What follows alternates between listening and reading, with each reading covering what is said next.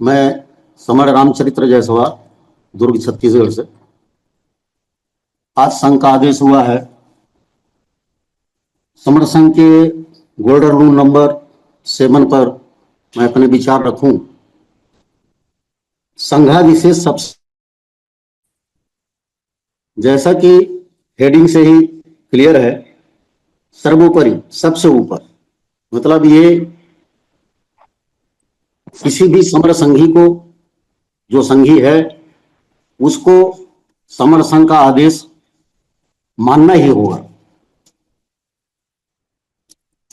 उदाहरण के तौर पर हमारी जूम पर डेली मीटिंग चलती है, इसमें कहीं से भी कोई जुड़ सकता है और जुड़ता है। तो इसमें जो हमारे समर सर और समर बहन जी रहते हैं, उस व्यक्ति का परिचय लेते हैं और उससे पूछते हैं आप कहाँ से ज्वाइन कर रहे हैं, आपको लिंक किसने दिया।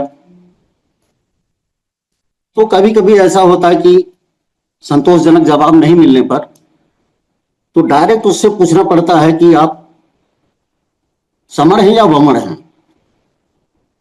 तो ऐसा हो सकता है कि अगला व्यक्ति ना बता पाए, वो पूछ सकता है भाई ये समर क्या है और वमर क्या है। इसका सबसे सीधा सा जवाब होता है कि SC, ST, OBC और कन्वर्टेड माइनॉरिटीज में यदि आप आते हैं तो आप समर हैं, और इनमें नहीं आते हैं तो वमर हैं। यदि वो बोलता है भाई मैं तो वमर हूं, तो उसको ये जवाब दिया जाता है सर यह मीटिंग आपके लिए नहीं है, यह संघ आपके लिए नहीं है, क्योंकि आप समर नहीं है। तो हमारा जो गोल्डन रूल नंबर 1 है, केवल समर, यह भी एक संघाधिशेष है। यह संघाधिशेष सभी समर संघियों को मानना पड़ेगा कि इसमें केवल समर को ही प्रवेश देना है।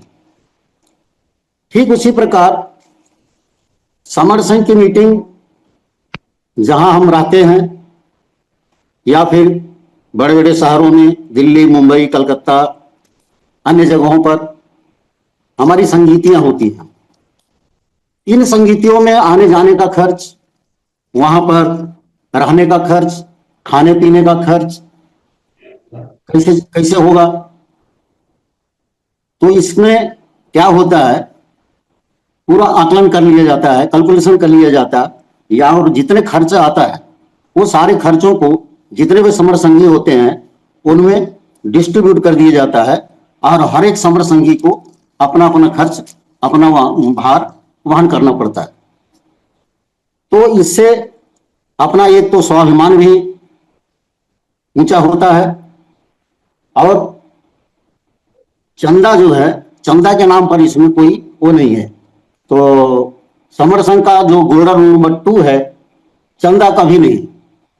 तो समर संघ का संघाधिशेष ये भी है कि कोई भी संघी किसी भी संघी से किसी प्रकार का चंदा नहीं लेगा।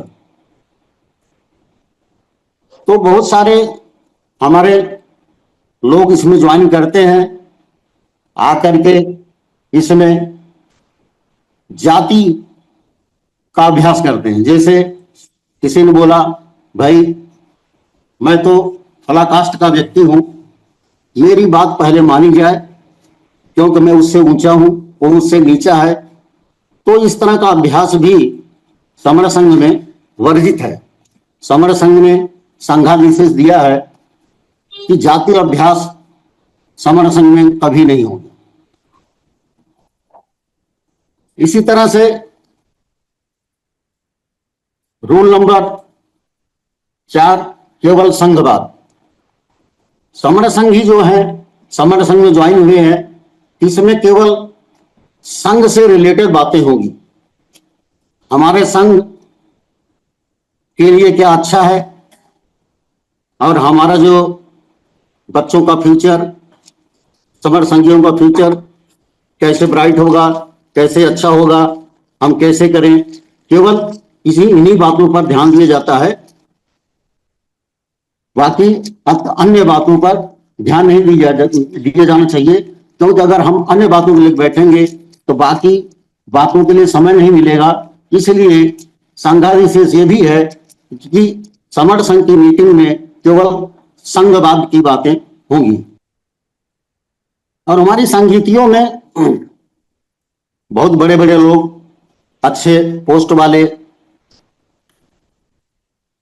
अच्छे वक्ता लोग आते हैं, लेकिन इसमें पद प्रतिष्ठा और मंचमाला के लिए कोई जगह नहीं। किसी के लिए विशेष स्थान, किसी को ज्यादा तवज्जो देना, किसी की बात को ज्यादा बढ़ा चाहा करके कोई करता है तो उसको मान्यता देना, ये सब समर संघ में मान्य नहीं है। तो संघाविशेष ये भी है, पद प्रतिष्ठा मंचमाला समर संघ में कभी नहीं, इसको कभी तवज्जो नहीं दिया जाएगा। नेक्स्ट, बहुत सारे समर संघी हमारे जो ज्वाइन करते हैं, बहुत सारे लोगों का ऐसा विचार हो सकता है कि भाई इतना बड़ा संघ है तो इसका रजिस्ट्रेशन भी होना चाहिए, इसका पंजीकरण भी होना चाहिए। तो जैसा कि सबको पता है कि पंजीकरण और रजिस्ट्रेशन में प्रॉब्लम क्या होती है, फिर वो अपनत्व और एकल संप्रभुता की बातें आती हैं।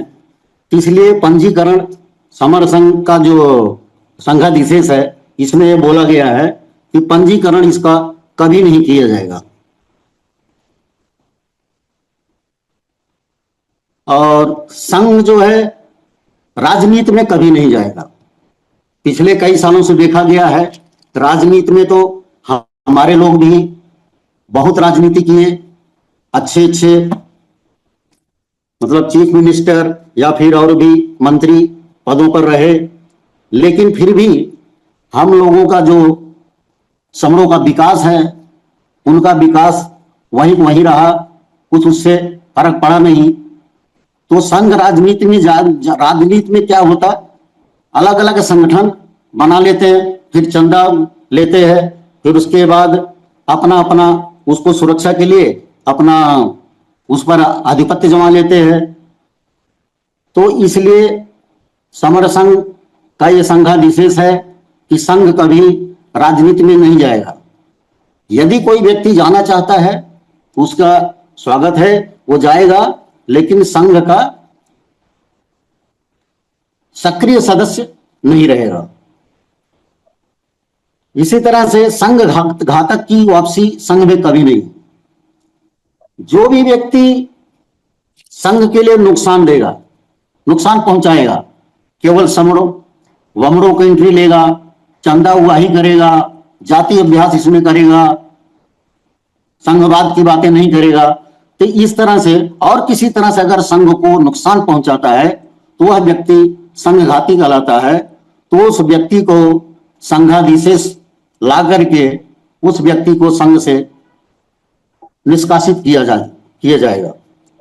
तो इस तरह से संघाधिशेष तो मतलब यही है कि समर संघ ने जो रूल, जो नियम बनाए हैं उसको फॉलो करना है और उसी के हिसाब से हमको चलना है, जिसके परिणाम स्वरूप हमारा परिवार, हमारा समाज आगे बढ़े और हम सब एक हों।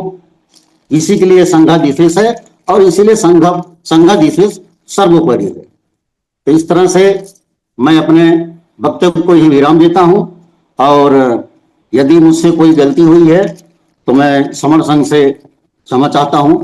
संघं नमामि, संघं नमामि, संघं नमामि।